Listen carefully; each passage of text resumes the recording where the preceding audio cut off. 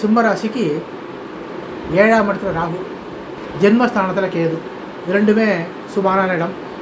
7ஆம் இடத்துல ஜென்மத்திலே ராகு கேது இருக்குது. அடுத்தது சிம்மத்துக்கு வந்து குரு 11ஆம் இடத்துக்கு, ரொம்ப அருமையான இடம். இதுவரையும் 10ஆம் இடத்துல இருந்தது.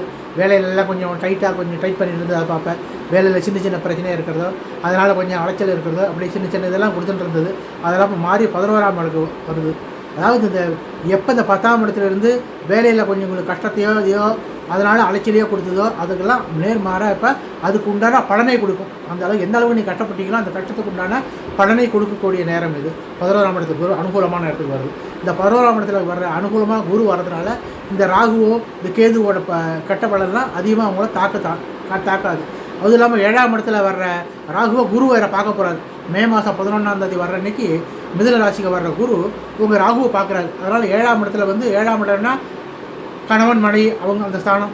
அவங்களுக்குள்ள மன வேற்றுமை உண்டாகும், அவங்களுக்குள்ள ஒற்றுமை குறைவு உண்டாகும்னு சொல்லியிருக்கு. அது மே 11க்கு அப்புறம் அந்த பிரச்சனை இருக்காது. ஏன்னா அந்த குரு பார்க்குறதுனால அந்த பிரச்சனை எதுவுமே இருக்காது. அதெல்லாம் ஓரளவுக்கு மாறி வந்துடும். அது சின்ன சின்ன பிரச்சனை மாதிரி வரும், உடனே சால்வ் ஆகிடும். அதனால் அது பெரிய பிரச்சனாகவே இருக்காது. சனி 7ஆம் இடத்துல இருக்குது. 7ஆம் இடத்துல சப்தமத்தில் சனி. ஏதாவது கொஞ்சம் உடம்பு சௌரியம் அது அப்பப்போ ஏதாவது சின்ன சின்ன வைத்திய செலவெல்லாம் வந்துட்டு இருக்கும். இப்போ குரு வரப்போகிறாரு. குரு மிதுன ராசிக்கு வந்து மே 11லேருந்து குரு பார்வையும் பார்க்க போகிறாரு அந்த சனியை. அதனால் சனி ராகுவெல்லாம் குரு பார்க்குறதுனால அந்த வைத்திய செலவெல்லாம் இன்னும் நல்லா இருக்காது, ஒரு முன்னேற்றமாக இருக்கும். குடும்ப ஒருத்தனை பிரச்சனை இருக்கும் அப்படின்னாக்கா அது அதிகமாக இருக்காது. ஜென்மஸ்தானத்தில் இருக்கிற கேது அது ஒண்டி தான் சின்ன இதாக இருக்குது. அதனால் சங்கட சதுர்த்திக்கு சாயந்தரம் போய் விநாயகப் பெருமானை தீபம் ஏற்றி வழிபட்டாக்க அந்த ஜென்மஸ்தானத்தில் இருக்கிற கேதுவோட அசௌகரியெல்லாம் நீங்கிடும். கேதுவால் அந்த பிரச்சனையெல்லாம் எதுவும் இருக்காது, நல்லாவே இருக்கும். கேதுவால் எந்த கஷ்டமும் இல்லாமல் இருக்கிறதுக்கு அந்த கேது பகவானுக்கு கொண்டு பரிகாரம் பண்ணணும், நல்லது. இருந்தாலும் கொஞ்சம் ராகு பகவானுக்காக துர்க்கை அம்மனுக்கும் போய் விளக்கு கொஞ்சம் ஏற்றின்னு வரலாம். மே மாதம் வந்து குரு மாற்றம், அதுக்கப்புறம் மே பாதிக்கு மேலே குரு மாற்றம், அதுக்கப்புறம் ராகுவை பார்க்குறதுனால அதுக்கப்புறம் எந்த பிரச்சனையும் இருக்காது.